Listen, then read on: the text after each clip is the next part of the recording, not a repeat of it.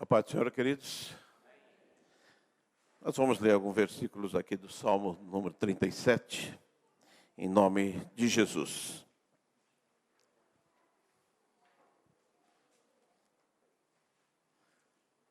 Diz assim: não se aborreça por causa dos homens maus, e não tenha inveja dos perversos, pois como o capim logo secarão, como a relva verde logo murcharão. Confie no Senhor e faça o bem. Assim você habitará na terra e desfrutará a segurança. Deleite-se no Senhor, Ele atenderá aos desejos do seu coração. Entregue o seu caminho ao Senhor, confia nele, Ele agirá. Ele deixará claro como a alvorada que você é justo, e como o sol do meio-dia que você é inocente. Só a primeira parte do versículo 7 diz assim: descanse no Senhor e aguarde por Ele com paciência. Muito obrigado, meu Deus, da oportunidade que temos de estarmos aqui. Um momento de louvor, de adoração a Ti, meu Pai. E nós fazemos isso através da comunhão com os nossos irmãos. Fazemos isso através dos cantos, das ofertas, ó Pai. Mas também desse momento de meditação da Tua palavra, meu Deus. E que ela venha com força e poder sobre nossas vidas. Nós possamos aprender de Ti, Pai Santo, para desfrutar de uma vida abençoada e feliz. É o que nós pedimos em nome de Jesus. Amém. Pode sentar, queridos.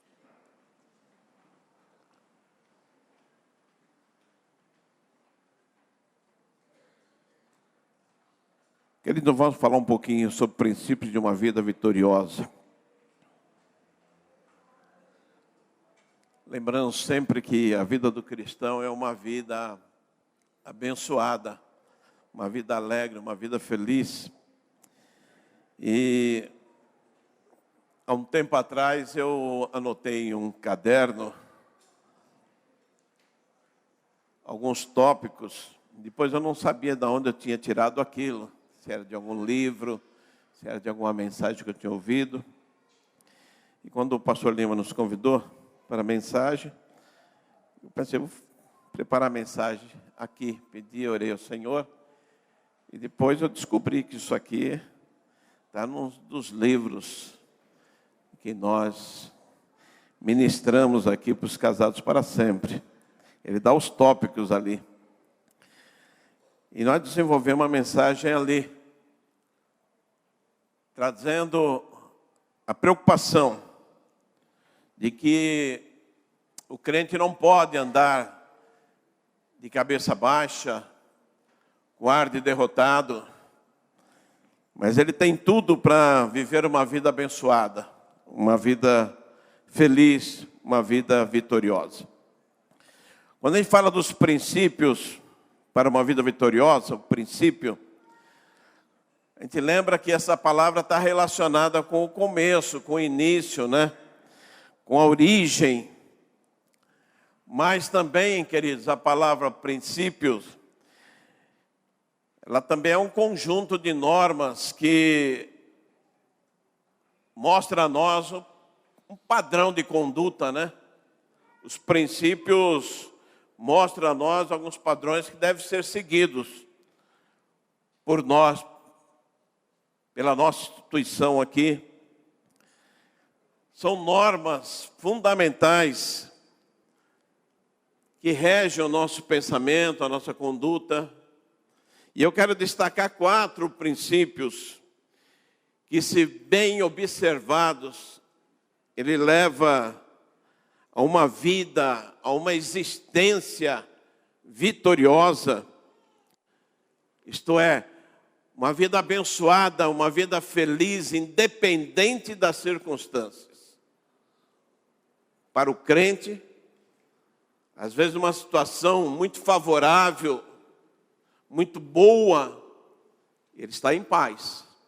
Mas se está uma turbulência também, ele está em paz. É isso que a palavra de Deus traz para nós. O primeiro princípio que eu queria trazer é descansar no tempo de Deus. Na vida que nós levamos hoje, essa vida moderna, onde tudo é muito rápido, fração de segundo, você sabe o que está acontecendo no mundo todo.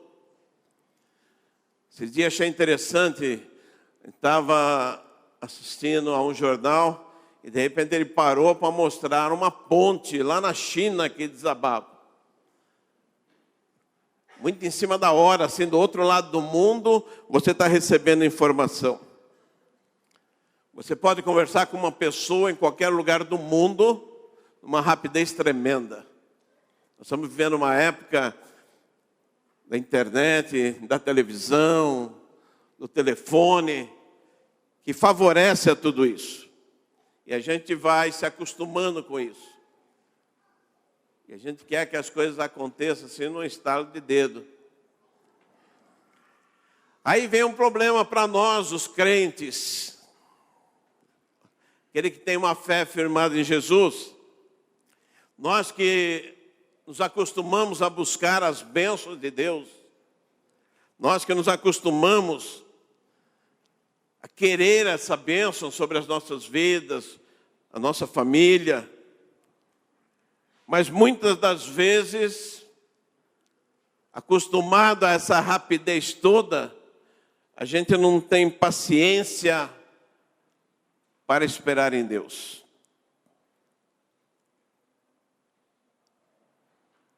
Mas a Bíblia diz que tudo tem um tempo certo. A Bíblia fala que há um tempo determinado para todas as coisas.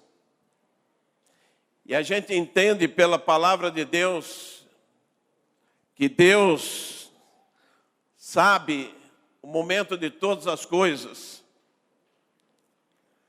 Isaías chega a dizer para nós que os pensamentos de Deus, os caminhos de Deus, são diferentes daquilo que nós pensamos ser. As coisas de Deus são diferentes. Esses dias atrás a Márcia pregou aqui um domingo, né? Sobre esse tempo de Deus. E ela deu como exemplo Abraão. E a gente aprende com Abraão coisas tremendas, né? A gente vê a partir do capítulo 12 de Gênesis, Deus vai começar uma grande obra na vida desse homem. Um homem que a gente nem sabe de onde ele veio, de que forma era, mas Deus vai começar uma obra na vida dele.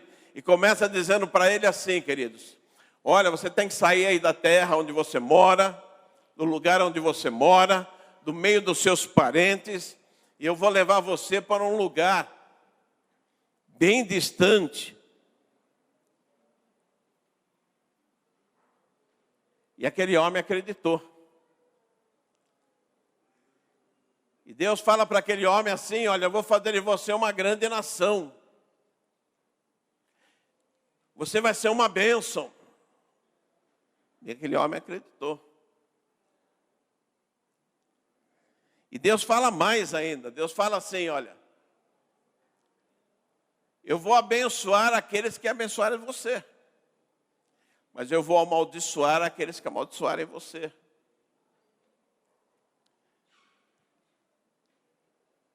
Eu vou dar essa terra onde você vai para a tua descendência. Agora observe, querido, Deus está falando isso para um homem de 75 anos, de uma mulher de 60 anos, 65 anos, que não tinham filhos, não tinham descendência. E Deus está dizendo isso para ele.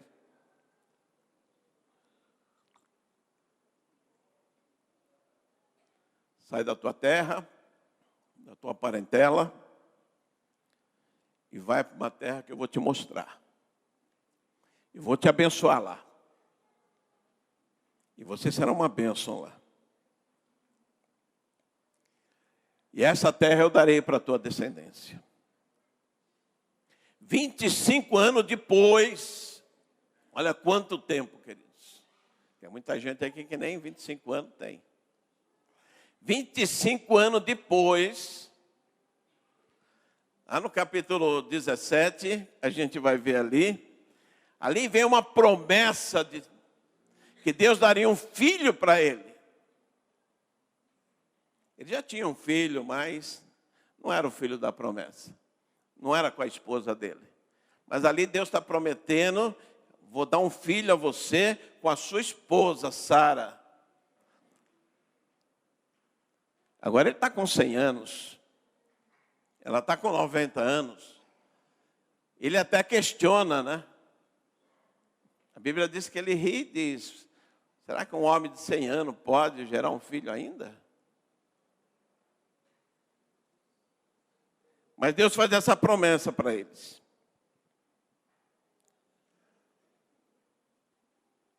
Aí nós temos que pensar, queridos, quais são os problemas que nós temos na nossa vida?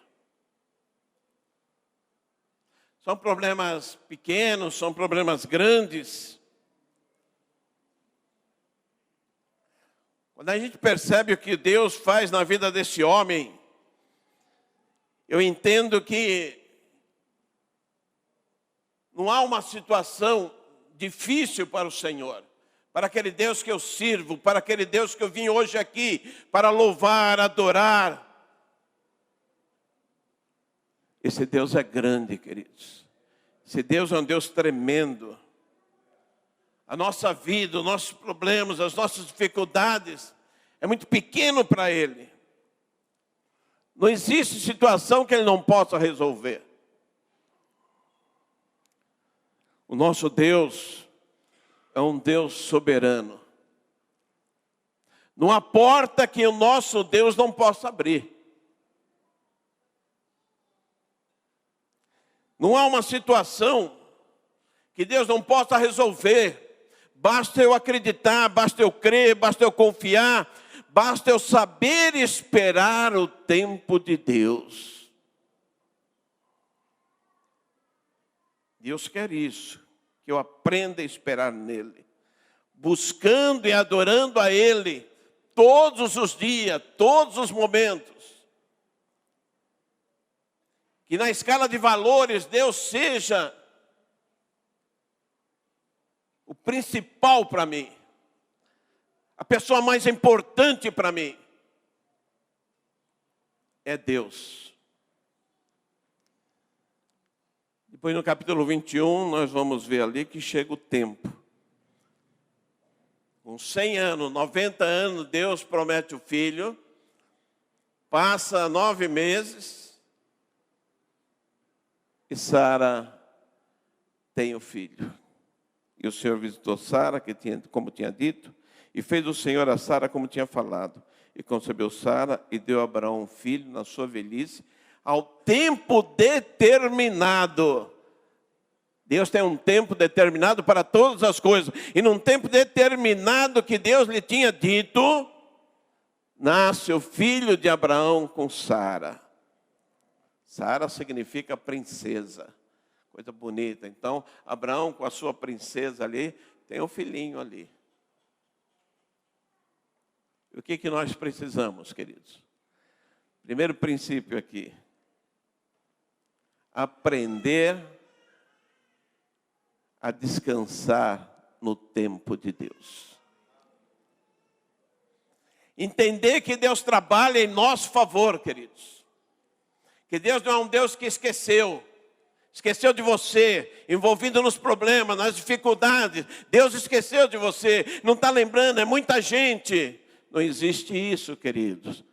Deus está trabalhando em teu favor. Basta você descansar nele. Por isso que o crente não fica angustiado, não fica inquieto, não fica com medo.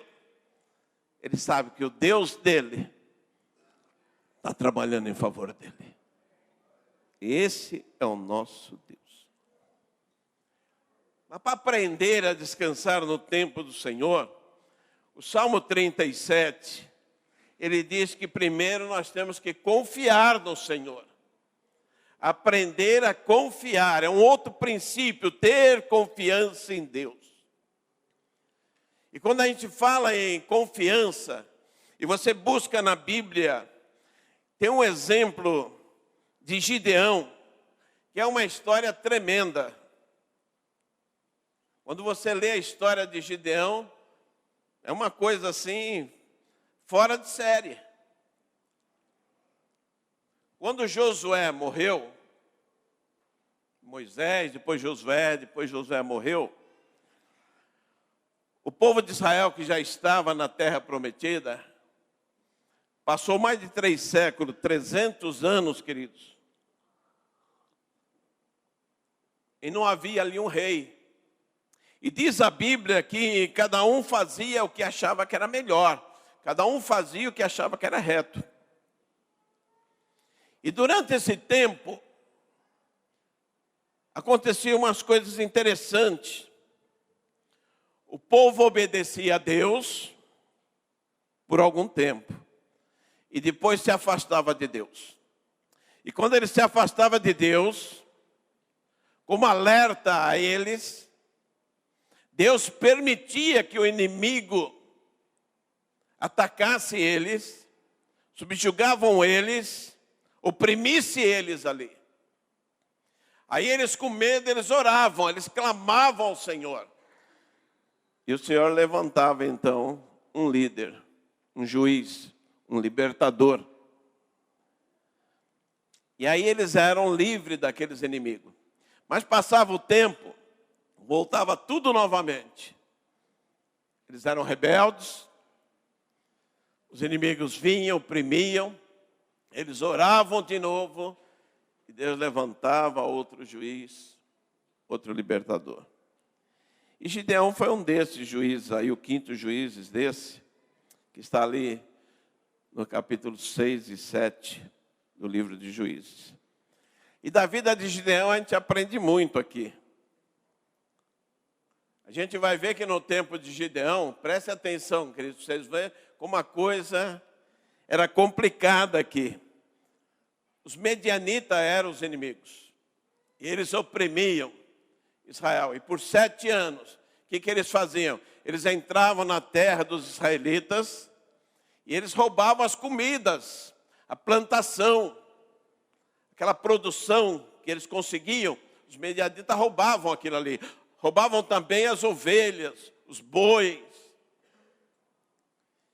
E os israelitas ficavam com medo e faziam o quê? Eles escondiam a comida para que o inimigo não roubasse. E foi no momento desse, quando Gideão estava ali preparando a comida ali para esconder, talvez o resultado do seu trabalho, a colheita que ele fez, foi quando o anjo chega para ele e fala com ele. E o anjo chega nele e diz assim para ele, está lá trabalhando, e o anjo fala, o Senhor é contigo, varão valoroso. Ele levou um susto.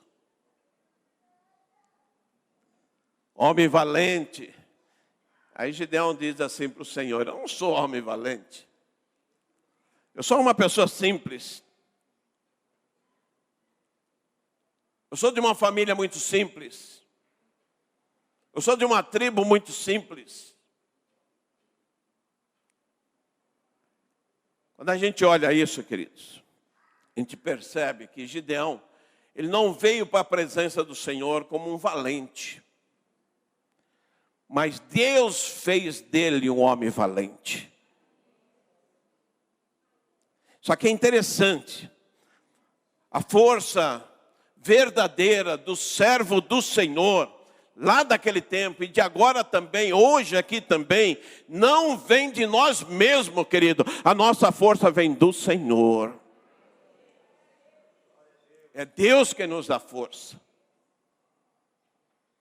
Ninguém é forte o bastante para vencer as dificuldades. Ninguém é forte o bastante para vencer os problemas que nos afligem dia a dia. Ninguém é forte o bastante para vencer o nosso principal inimigo, que é o pecado. Não, ninguém. Nós dependemos de Deus. Nós dependemos da graça de Deus. Por isso que a nossa salvação não depende de nós, mas depende do Senhor. Paulo deixa isso muito claro. Quando ele diz que nós somos salvos pela graça. É dom de Deus, não vem de vós. Ninguém pode se gloriar nisso. Nós não temos força nenhuma. O apóstolo Paulo, ele diz assim, Eu já aprendi a passar por todas as situações, seja no momento assim propício, seja no momento ruim, de fartura, mas um momento também de escassez. Eu tudo posso naquele que me fortalece. Quem nos fortalece é o Senhor. Quem são os homens valentes de hoje? Os homens valentes de hoje são aqueles que confiam no Senhor. Você é um homem valente, uma mulher valente? Como está a sua vida nisso? Deus conversa com Gideão e diz a ele que ele está com ele. Ele explica que a presença dele é uma realidade ali junto com Gideão. Ele afirma isso por palavras. Ele afirma isso por sinais. Deus dá uma primeira missão a Gideão, que era destruir todos aqueles altares a Baal. Era um deus daquela região ali, um povo estranho.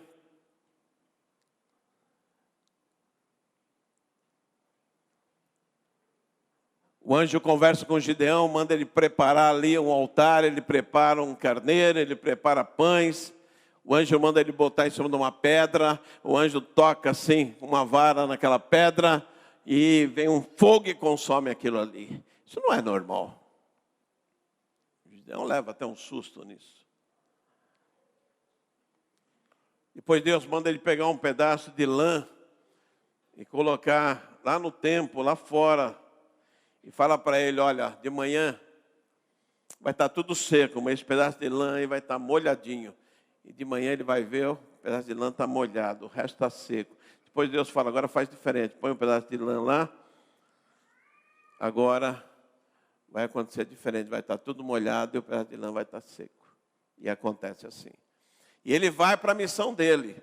E a missão dele, querido, não foi uma missão fácil. A missão de Gideão, que você vai ler lá no capítulo 7, em Juízes, você vai ver que Gideão, ele consegue um exército de 32 mil homens.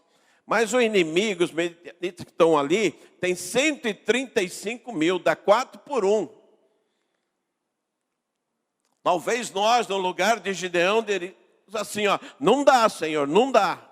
Eu estou com 35 mil homens, eles estão com 32 mil homens, eles estão com 135 mil, não dá. E Deus olha para Gideão e fala assim, olha, eu acho que é muito. Nós vamos diminuir esse negócio aí. Aí Gideão vai com 10 mil homens. 10 mil homens, querido, para lutar contra 135 mil. Não dá. Gideão deve ter ficado apavorado. Aí o Senhor olha para ele e fala assim, não, ainda é muita gente, não dá não. Aí manda com ele apenas 300. 300 homens para lutar contra 135 mil, ele teria que vencer, cada soldado de Gideão, vencer 450 do inimigo. Não dá. E foi assim que Deus fez. E lá vai Gideão agora com esses 300. Mas Deus, dentro da sua sabedoria, Deus tinha um propósito já bem definido. Quando ele reduziu as forças de Gideão, as forças do exército de Israel. Ele mandou Gideão com seus soldados para essa luta, nessa grande desvantagem, uma desvantagem tão grande, que ninguém poderia dizer assim, a minha própria mão me livrou. Todos tinham que reconhecer que a vitória veio do Senhor. Deus usa algumas coisas estranhas às vezes, para mostrar para mim e para você, queridos, que a nossa vida está nas mãos do Senhor, e a nossa vitória depende do Senhor, não de nós. É Deus quem cuida, é Deus quem ampara, é Deus quem luta as nossas lutas, queridos, é Deus. E Deus deu uma estratégia tão estranha que para nós não faz nenhum sentido, deu para Gideão. Gideão vai com 300 homens lutar contra aqueles 135 mil e Deus dá as armas para ele. E as armas dele eram uma trombeta, um pote de barro e uma tocha. E foi com isso que Deus deu uma grande vitória para Israel. Uma coisa assim tremenda. Confiar no Senhor, queridos, é andar por fé, sabe? É aquilo que você não vê, mas você sabe, você tem certeza que Deus está com você. Confiar no Senhor é aquilo que você não vê, mas acredita. E você louva o nome do Senhor, porque Ele está com você. Deus pode te dar até algumas estratégias estranhas. Deus pode fazer coisa com você assim, diferente. Não importa. Deus está te abençoando. E você está sendo vitorioso. Basta confiar no Senhor. Confiar é isso. Fecha os olhos e vai. Porque o Senhor está com você. Então, querido, esperar o tempo de Deus, entender que Deus tem um tempo, que Ele não esqueceu de você, que Ele trabalha em teu favor, mas Ele pede, confia em mim, confia em mim. Confia no Senhor, diz os Salmos aqui, olha. Habitarás na terra e verdadeiramente serás alimentados. É verdade, querido. Deus cuida de você. Mas tem um terceiro princípio aqui, que é ter a motivação correta. Motivação é um combustível assim tremendo na vida de qualquer pessoa, né? A pessoa motivada, ela é capaz de fazer muitas coisas, grandes coisas, mas quando a pessoa está desmotivada, ela está incapaz. A pessoa desmotivada, ela tem preguiça até de levantar da cama. A pessoa desmotivada, ela nem sabe se está sol, se está chuva. Nada alegra o coração dela. A pessoa desmotivada anda de cabeça baixa. E o segredo para fazer uso dessa arma tremenda que o Senhor nos dá, que é a motivação, e fazer um bom uso disso, é entender qual é a motivação correta e qual é a motivação errada. É interessante saber disso. Qual a motivação que deve existir na minha vida? Eu peguei um exemplo aqui de uma motivação errada aqui, que é do rei Saul. Saul era uma pessoa assim, tinha uma aparência impressionante. Saul era um homem alto, bonito. Quando Samuel viu Saul assim, ele se impressionou.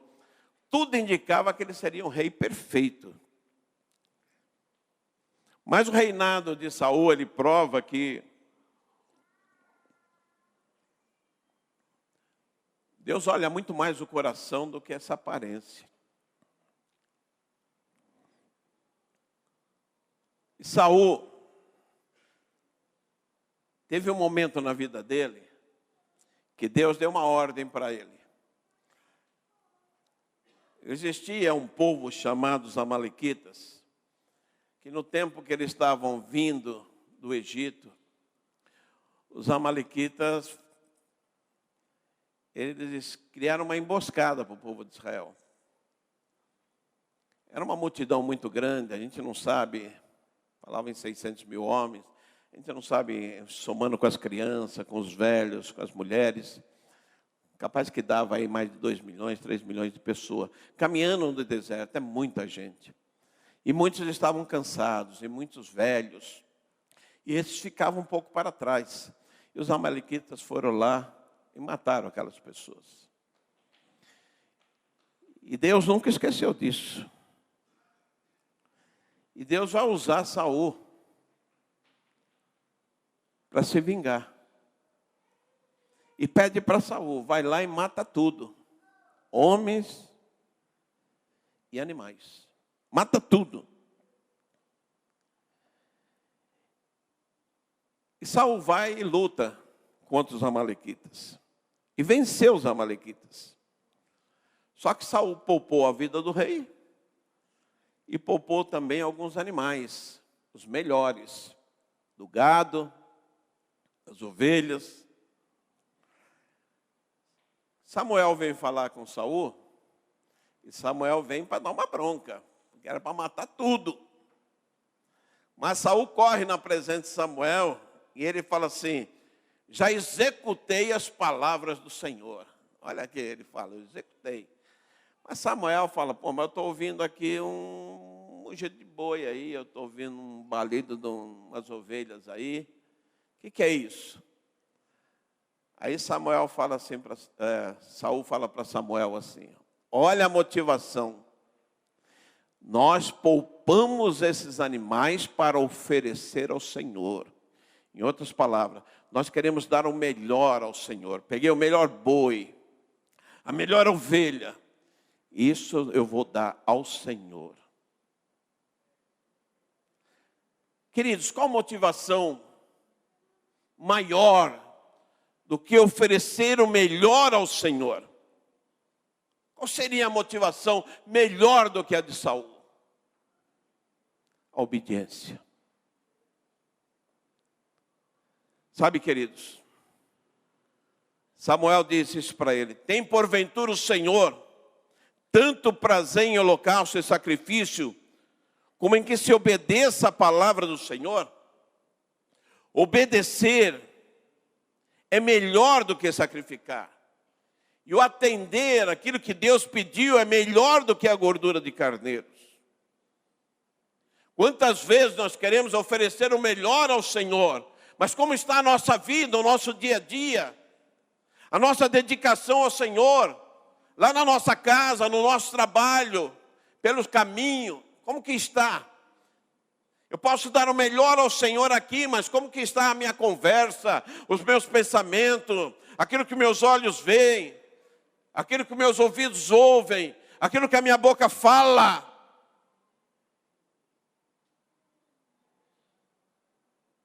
Às vezes nós temos uma motivação e ela está errada, queridos. Eu vou oferecer o melhor ao Senhor. Mas o melhor é que se obedeça a palavra de Deus.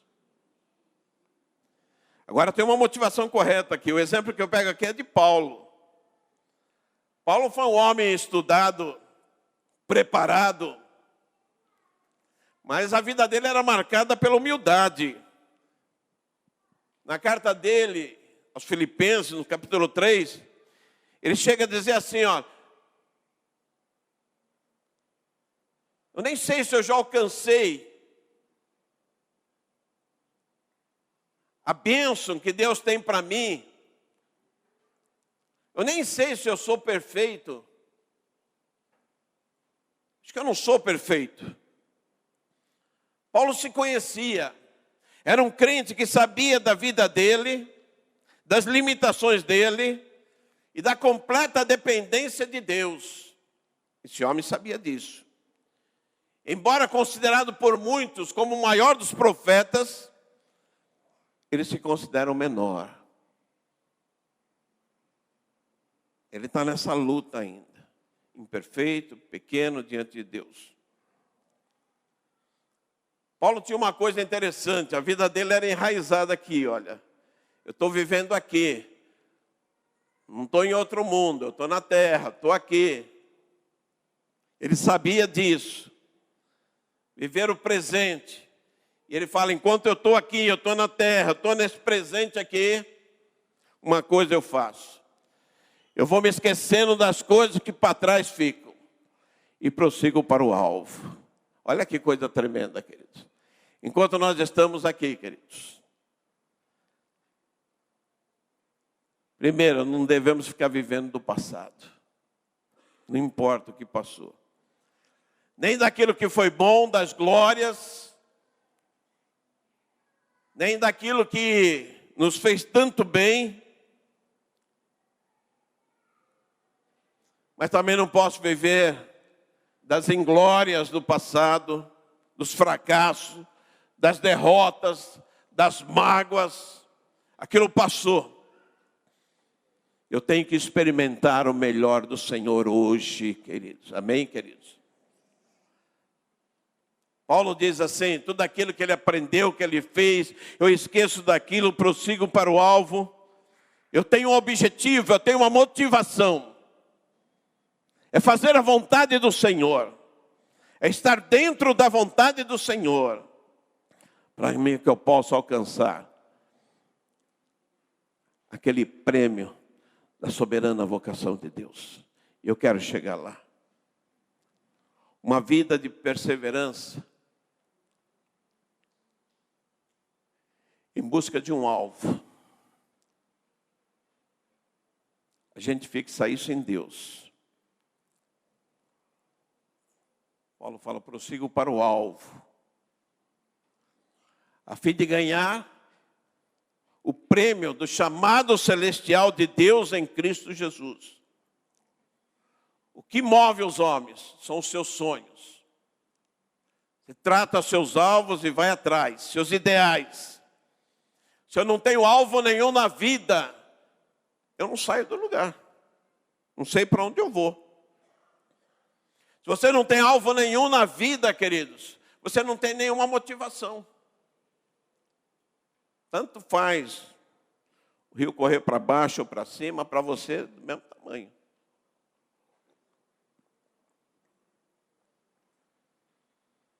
Sem alvo eu não aplico o melhor do meu tempo. Sem ter um alvo na vida, eu não aproveito os recursos que Deus me dá. Eu preciso ter um alvo. E o maior alvo que temos que ter na vida, aquele que nós temos que ser perseverante. O maior alvo que nós temos que lutar por ele, é essa vocação, o chamado que o Senhor tem para nós. Deus tem um chamado para mim, Deus tem um chamado para você. E você tem que falar: Senhor, eu preciso alcançar isso aí. Viver a vida que Deus tem dado a nós. Ter um objetivo como Paulo tinha na sua vida, que era cumprir o chamado de Deus. Paulo tinha esse objetivo. Eu tenho que cumprir o chamado de Deus. O que fazia sentido na vida de Paulo era estar no centro da vontade de Deus. O que faz sentido para mim e para você, queridos, que esperamos o tempo do Senhor, que confiamos no Senhor, é estar dentro da vontade do Senhor. Você já perguntou para o Senhor alguma vez, parou para dizer assim: é isso, Senhor? Ajuda-me, Senhor. Você está trilhando nesse alvo? Você está fazendo aquilo para que o Senhor te chamou? A motivação é algo muito importante para nós, queridos. A motivação mexe com a gente. E a gente tem que avaliar quais são as motivações corretas, quais são as motivações que me levam realmente a cumprir a vontade de Deus. Rejeite as falsas motivações. Rejeite aquelas motivações que elas se apoiam muito em sentimentos, em circunstâncias. A hora que as coisas estão tudo bem, você está forte. A hora que a coisa está ruim, você está lá lamentando, está triste, cabeça baixa.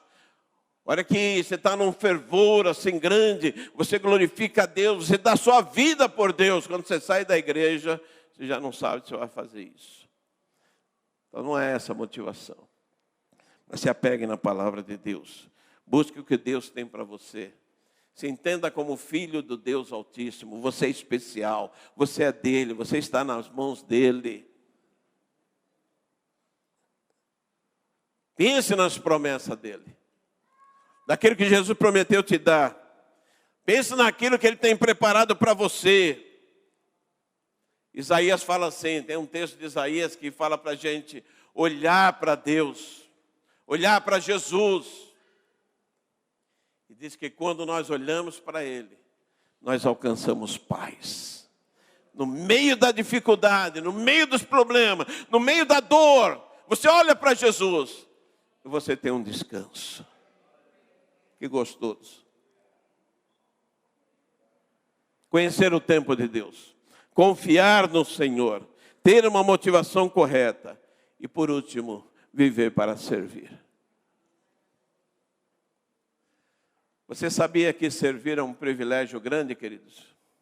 Você já teve a oportunidade de fazer isso, ajudar alguém? Que Ele te dá assim, uma paz de espírito muito grande quando você serve alguém, um privilégio, uma honra. Todo cristão devia saber, entender como é gostoso, como é importante servir ao próximo. Servir ao próximo é obedecer os mandamentos de Jesus. Como é gratificante, como de alguma forma você está auxiliando alguém, ajudando alguém. Servir é estar à disposição, é poder ajudar, é poder cooperar.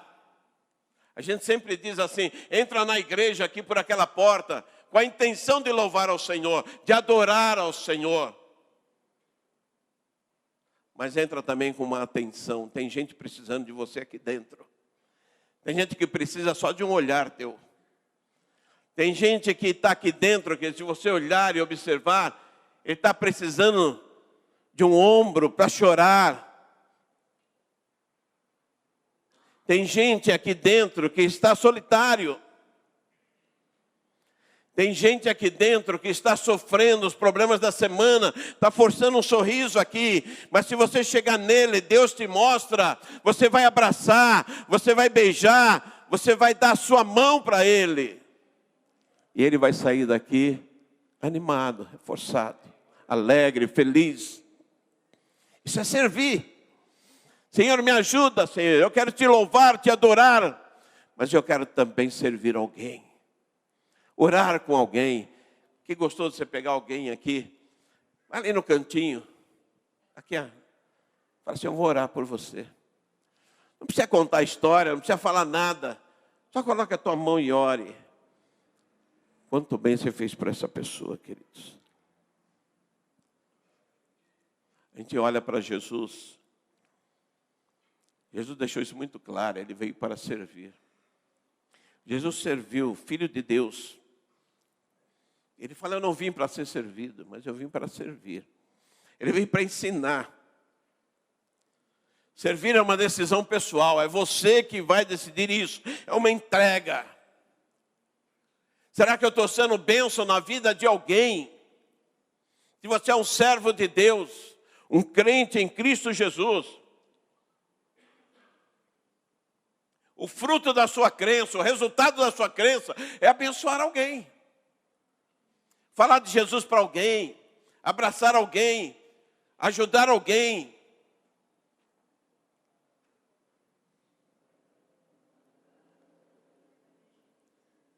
Servir é ser humilde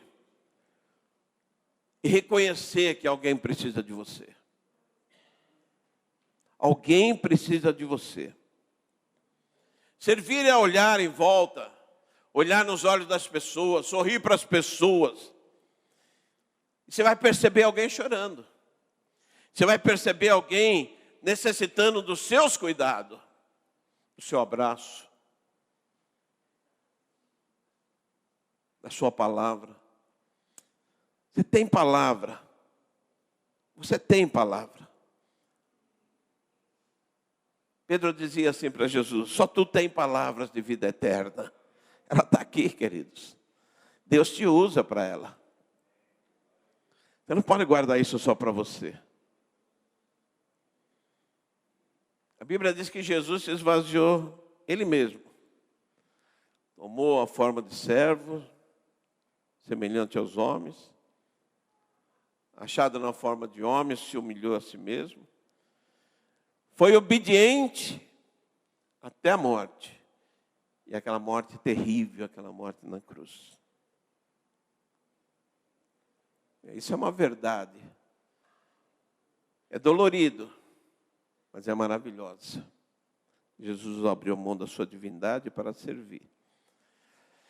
Então, queridos, você precisa aceitar os ensinamentos de Deus para a sua vida, como crentes em Cristo, como servos de Deus.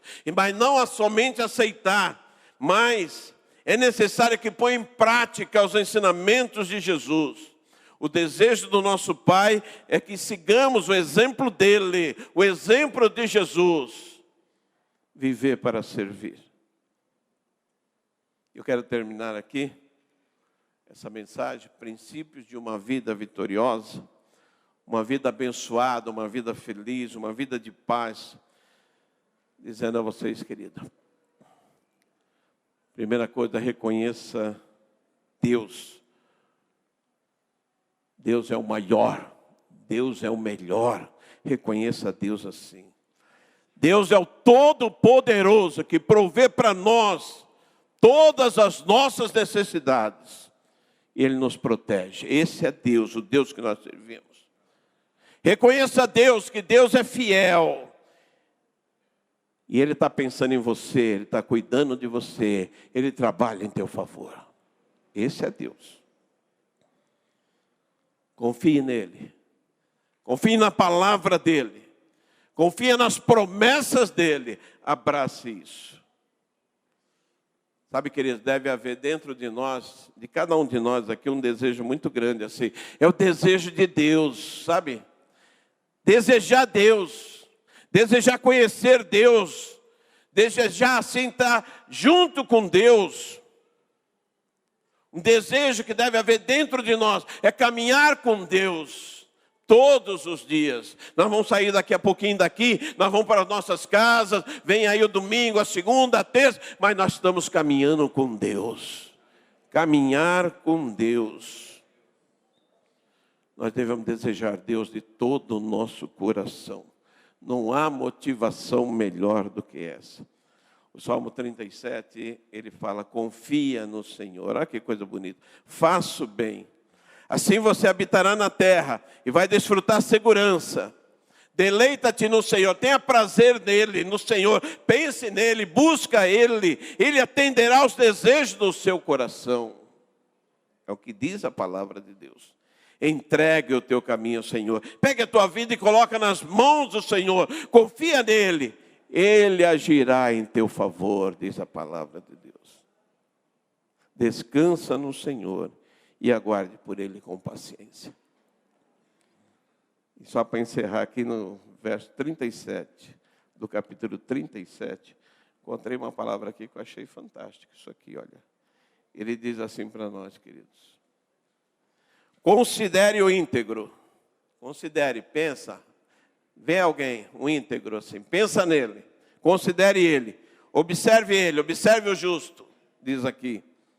A futuro. Para um homem de paz. Aquele que confia no Senhor, esse alcança a paz. Que Deus abençoe. Amém.